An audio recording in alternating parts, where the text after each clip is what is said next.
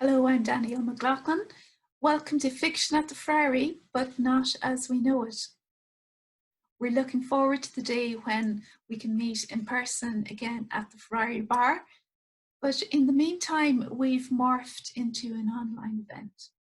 For anyone who may not be familiar with Fiction at the Friary, it's a free monthly fiction event, which pre-COVID-19 took place on the last Sunday of every month at the Friary Bar in the North Mall, Cork City, between 3 and 6 p.m. We feature readings and interviews with guest authors, an open mic, a writing prompt, a free book raffle, and lots of jelly beans. My co-host is Madeleine Darcy. Hello, Madeleine. Delighted to see you.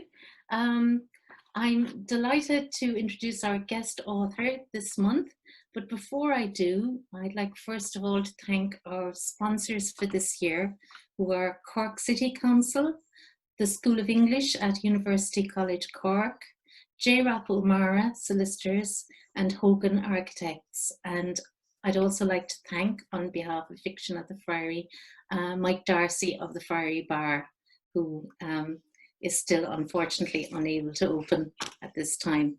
And I'd also like to thank everyone who has supported us since we began in January 2017.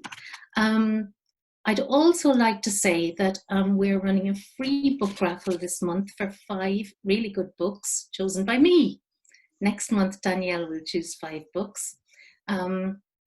We'll be letting everyone know how to win one of these books after this event. We'll be posting on Twitter at Fiction Friary and on Facebook at Fiction at the Friary.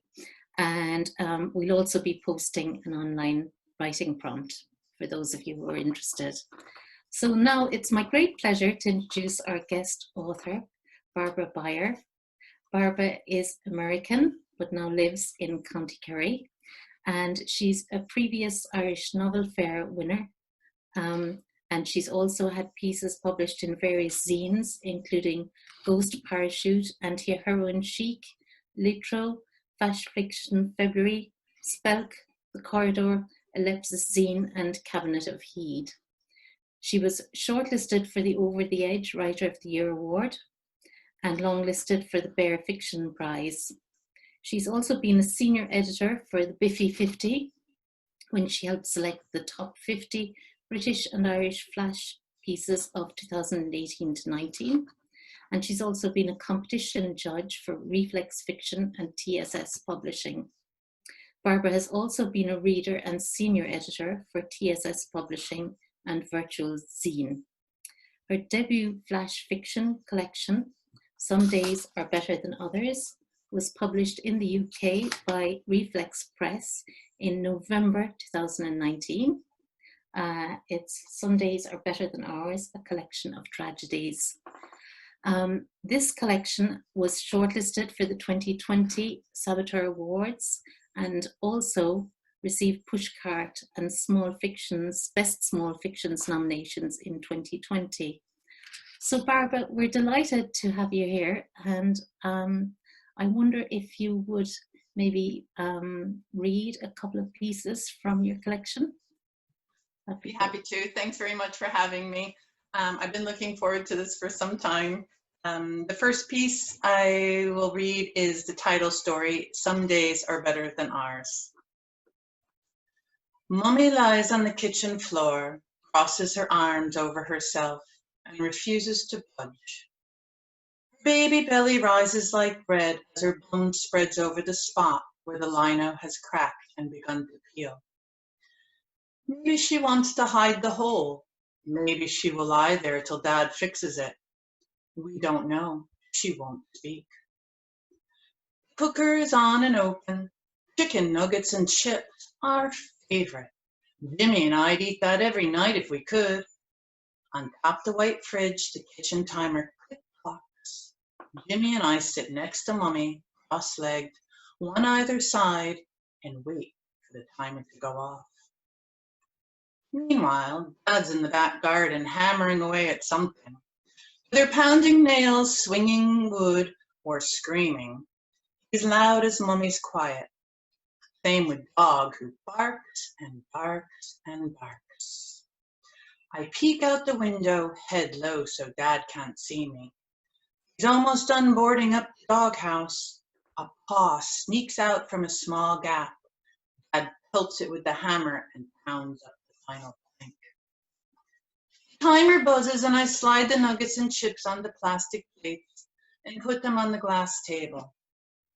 Jimmy and I scramble up tall chairs, feet dangling, and eat with our fingers. I press the remote and Marvin the Muffin comes on. Jimmy squeals and sings the theme song. He doesn't know many words yet, but he tries. Dad stomps in, takes one look at Mummy, grunts, then goes straight out the front door. The car peels down the road. Maybe he'll come home, maybe he won't. On the telly, Marvin talks to two kids around Jimmy's age about their happiest day. One says, "Every day when Mommy reads me a bedtime story." The other goes on about his time. Dad took him to a soccer game. Some days are better than ours. The next piece I'll read is called Porcelain. War has not come to the city, but like the twisted path of the abortionist wire, the scars are there. It has taken their men and replaced them with strangers, refugees from leveled cities, prisoners of war. Once 600,000 strong, the city has swollen to twice that number. None with her Frederick. There are so many. Why should she care for them, give them food? They huddle in abandoned factories and railway stations. How do they deserve a roof when their man, her man, Frederick, darling Frederick, so handsome and tall, too young to die, freeze on the Russian front. Hannah's boots are flat, so she won't trip on the cobblestones as she works her way toward Frederickstad, the factory district where the American POWs are kept. She prefers feeding the POWs, though they deserve it less. Refugee shelters are full of children screaming for their missing mothers. At least the POWs are silent. They're lucky to have porridge. Where has it come from? The railways are broken, contorted by bombs. The city has no farms, only palaces, museums, and towering cathedrals. Florence on the Elbe, or so they say. Hannah would not know. She has never been to Italy. She sees no faces, only bowls, dented, cracked, leaking, held forward for her ladle by trembling hands thick with crusted dirt. The bowls clang against each other as they shake for her attention. Hannah goes fast as she can, not caring to look in their eyes. There are no individuals in war, only multitudes, an endless sea of need and futility. So many, all similar in their differences, the color of their skin, their accents, the stench. Until one hand catches her eye, a clean hand, white as porcelain. Veins threading the skin like the intricate designs of the city's famed china. Hannah looks up then. His blonde hair so pale, his eyes 1,000 shades of blue. Frederick? Hope is a luxury of possibility. Hannah meets his urgent gaze and sees what she wants to see. He smiles the same crooked smile as Frederick, and she is lost. The sirens scream for the 160th time. Hannah jerks, nearly drops the bucket. Don't be afraid, he says in English, but she hears German. His warm breath puffs tiny ghosts into the cold air. When his long white fingers brush her arm, his touch is like ice, like her frozen husband. The 160th time, no bombs fall. Next morning, Hannah sips her steaming tea. She trails a finger along the rim of the cup. It seems a lifetime ago that she had worked at the factory. In the cold of her room, it was difficult to remember the radiant heat of the kilns as they burned at 1400 degrees. She misses the warmth. It is easier than she thought to smuggle him from the camp, easier still to keep him in her empty attic apartment. His name is Mark, but he does not mind that she calls him Frederick. Hannah is smart enough to know he doesn't love her, and wise enough not to care. When the sirens sound, she no longer wonders if the warning is real. A few weeks later is Fasching, Germany's Mardi Gras.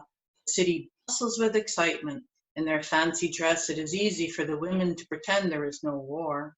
Even the refugee children shriek with joy as they run down the streets, trailing colorful streamers, stopping only to dip their fingers in buckets of sugar saved for the occasion. Hannah removes her costume from the trunk and dresses in the room once meant for the baby she'd never had. Not yet, maybe not ever. She piles her long blonde hair on top of her head, pushes makeup from the bottom of a drawer, and steps into the dress. Mark stands naked in the sitting room, drying his hair with a towel. He gasps when Hannah emerges, but does not move. She must go to him. She touches his face with soft hands and trembles when he kisses her. We don't hear the sirens at first and ignore them when they do. As a pilot, he is first to hear the plane. Come, Hannah. He grabs her hand and leads her to the door. They are naked, but he does not let her dress, only grabs a blanket to wrap around her. The stairwell is empty as they scramble down, the neighbors on the street enjoying Fasching. He takes her to the basement where it is cold and damp. We will be safe here, he says, and draws her close. When the bombs drop, it roars like the marching armies of hell. White light flashes at the small windows, and he tightens his grip around her. The screams of the revelers morph from glee to terror to silence. Concrete crumbles as the building above is hit. Dust fills the air, and it is difficult to breathe. It's hot, too hot. She is suffocating, sweat dripping down her face. She shrugs off both him and the blanket. Hannah, his pale white hand crawls through the dust towards her as Hannah feels her innards bake. Mark, she pants, acknowledging him for the first and last time. Her voice, burnt porcelain in a roaring kiln. And I'll read one more here. Sorry.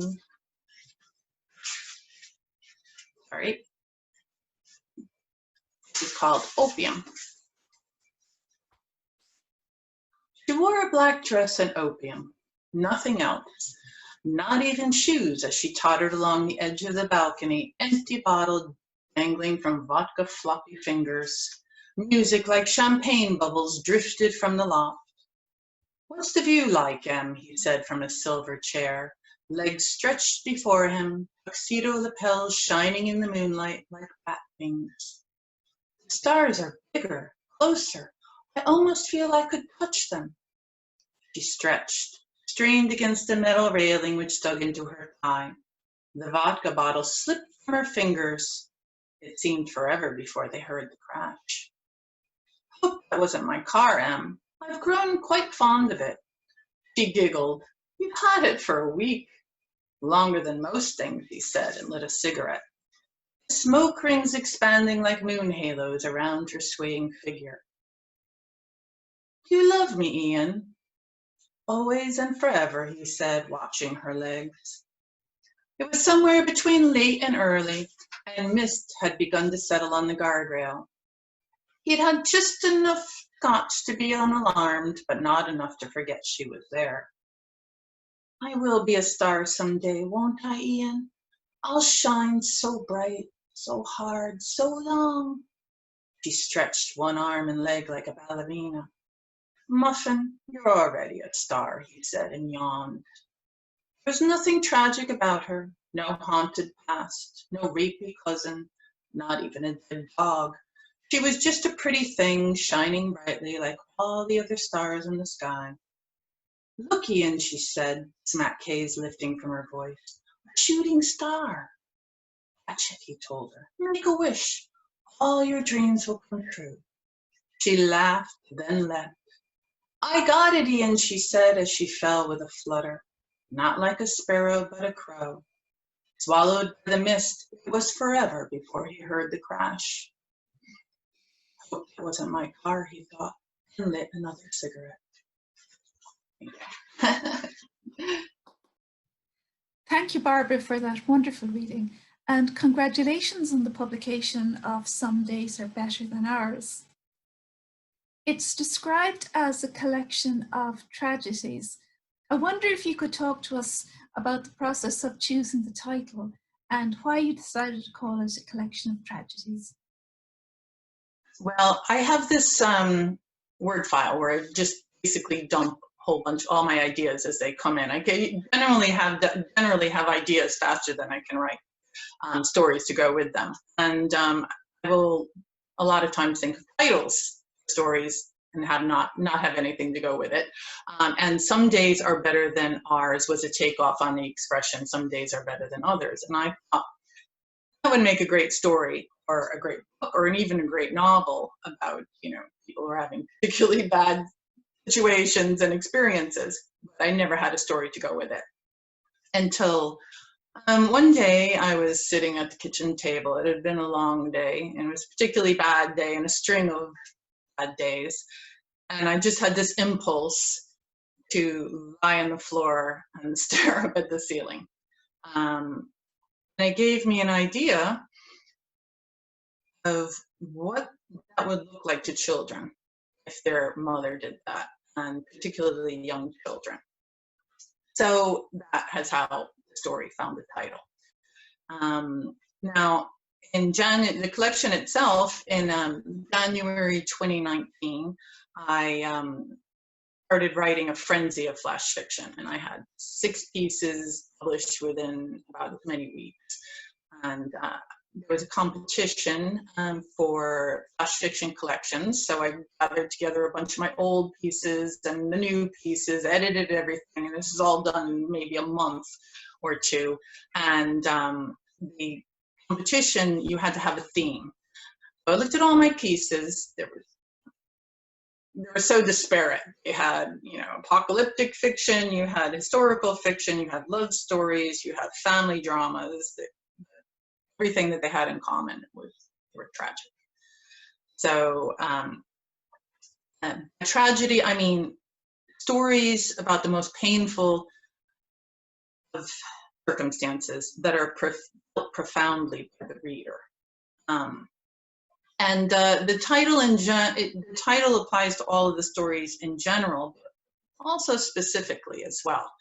I like to think this is not so much a collection of tragedies, but a collection of how people cope with tragedy, the tragic in their lives, or don't. So ultimately, this collection was longlisted for that competition, and when it didn't progress, my publisher, Reflex Press, picked it up almost immediately. So, and it was published in October of 2019, end of October, so, and I was delighted. The title story contains great sadness, but on rereading it, I also thought that I detected hope in the child's understanding that a better life exists elsewhere. Were you conscious of writing towards hope when you were writing that ending? All of the characters in this story are yearning for something. The parents for an escape or for a change in their circumstances. The children for something that they're not even aware that they're missing. So they don't become aware of that until they see this TV show, and it's only the eldest that becomes aware of it. When you look at children, particularly young children, they take everything at face value. So if they see something, mommy lying on the floor, well, mommy's just lying on the floor. They don't put any value to that until they're exposed to something different. So in this particular piece, at the end, you could look at it as is hopeful, but you could also worry that once he recognizes what he doesn't have, how it might affect his ability to cope with what he does. A number of your stories are written from the point of view of children. What are the particular challenges, do you think, of writing from a child's perspective? I think the most important thing to remember when you're writing from a child's perspective is what children know and what they don't know. More importantly, what they don't know. As I was saying in regards to the title piece, children take things as they're presented. They take things as they come. They accept things. You, as an adult writer, because most people will be writing as an adult or an older child, have all of these learned value judgments on actions, on observations. You have to unlearn those. You know, there's a period of time when a child's young where they ask why. And every time you answer them, they will ask why again. You know, why is mommy lying on the floor? Mommy's tired. Why is mommy tired? Mommy's had a long day. Why has mommy had a long day? So they're trying to take the information and process it into a picture that they can understand to be able to integrate themselves from children into the adult world. So we have to unlearn everything we've learned as adults and unravel back to that point where we were asking why all the time. No. War features in a number of the stories. Where did your interest in exploring the topic of war stem from? I think war provides an endless supply of stories. Characters when you think of war, you think of characters at the edge. How humans would react to the most stressful of situations. So it's very appealing to me as a writer. So it presents the most extreme circumstances, and there is a freedom towards both the most noble and base of the human condition. So I find that very appealing. I mean, if you think about situations in war, people might say, well, I could never do that. You read about it in atrocities. I could never do that. I would never do that. And I'd like to say, none of us know what we would do if we had to make Sophie's choice, because we have never been in that situation. So writing about war, you can explore those possibilities. And when I write about war, I like to write about non-traditional points of view, and narratives. So when I looked at the Dresden bombing and Porcelain, I chose to look at it from the point of view of a German woman, as opposed to the American POW, because I thought that might be interesting. You know, Kurt Vonnegut's already done the POW very well. So I'd like to, there's another story I have in there about a German woman in the war, and that I struggled to write, but because it's very intense and it's horrific, but I tried to present what I thought might have happened in reality and strip away anything to critify it. That's what's appealing to me, you know, this extremities of situations and how people might respond or cope with them. Yeah. And what do you think that fiction can do in writing about war that perhaps other types of writing can't? Well, going back to what I was saying, fiction, you know, I don't know, I think even nonfiction is filtered through the author's research, and the author brings their own prejudices and history and filtering of the information onto the page and their own biases. Fiction can take those facts and say, what can I do that's interesting with this information? How can I present this information in a way that, while accurate, makes us think about the people involved? Has COVID-19 changed your writing routine?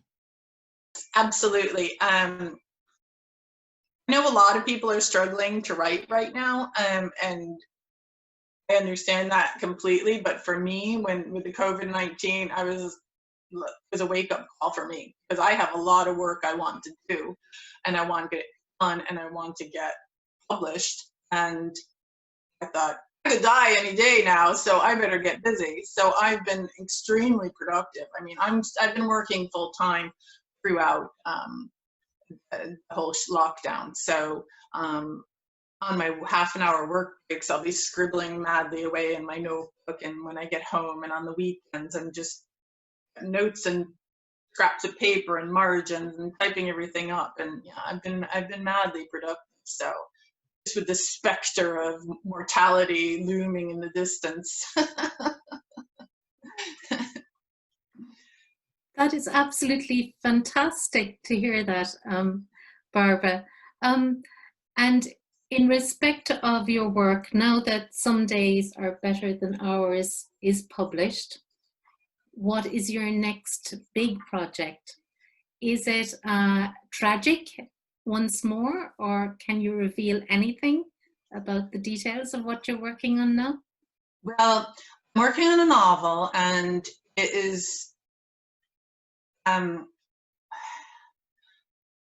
you know how they say relationships are complicated. It's an epic love story, but in a typical Byar fashion, it is, you know, grim in places, and I'm very excited about it. It's, you know, it takes place over 6 or 7 decades, and it explores 2 people and their lives, and yeah, real people who have had a lot going on in their lives. And I still haven't decided if there's a happy ending or not, so we're gonna have to stay tuned for that. I'm vacillating back and forth for between the two, and we'll see what we come up with, but I don't want to give too much away. Well, we'll keep people posted on that. But in the meantime, I think you're going to read a little bit more for us. That'd be lovely. Happy to. The piece I'm going to read is called Bear. Bear was my friend, best and only, with me always. Soft fur satin against my wet cheek. I told her all my secrets. The rest she saw. Bear didn't judge. She knew there was nothing I could do. Knowing that, I could let it be done. Bear couldn't talk. Her mouth was sewn shut, but her never closing back button eyes assured me everything would be all right. That's where I looked. Each time, every time, in Bear's eyes.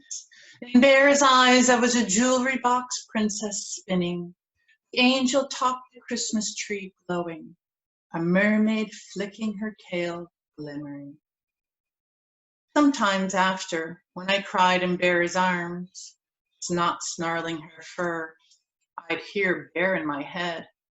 Was I mistaken, hearing things, imagining? Her voice was deep and growly like a bear. Not scary though, never, not to me. If I had claws, Bear said, I'd scratch his face off. But Bear had no claws, only soft pads of velvet, and those could do nothing but stroke the sticky puddles and pain away. If I had teeth, Bear said, I'd bite that thing off and swallow it whole. But Bear had no teeth, only red thread for lips and pink felt for a tongue. How could you not hear? Why were you not afraid? Why did you smile? Didn't you know Bear wanted to rip you to pieces? Each time now, every time, Bear growled and roared in frustration. It hurt my head and heart, so I helped her. I had to. I was scared at first. I didn't want to hurt Bear. She told me what to do, assured me everything would be all right. So I did it. Snuck scissors, needle thread, knives. Made Bear some claws, some teeth. And Bear was good as her words in my head. She clawed his face, tore that thing off and ate it. I miss Bear, miss her a lot. They wouldn't let me bring her, said she was evidence. What's that? She's not evidence. She's Bear, my friend, best and only. Thank you to Barbara Byar for those very powerful readings, and also for chatting to us about her flash fiction collection, Some Days Are Better Than Ours. And if you'd like to order Some Days Are Better Than Ours, it's published by Reflex Press, and you can find it at www.reflex.press. Thanks very much for having, oh, sorry, Madeleine. Thanks very much for having me. It's been a dream of mine to be at the Friary since the very first session you guys had, so I'm absolutely delighted. I might not be having a pint, well, maybe I am, but I might not be having a pint with you lovely ladies, but I'm really delighted to be doing this with you, so thanks so much for having me. It's a pleasure to have you, Barbara, and I want to thank you also for being our guest author. That was wonderful. All I need to add, I think, at this point is just a reminder to anyone who's watching that as soon as we finish here, we'll be posting details of how to win one of our 5 lovely books, which we'll post for free anywhere in Ireland to each of 5 winners. We'll be posting those details on Twitter at Fiction Friary and on Facebook on our Fiction at the Friary Facebook page.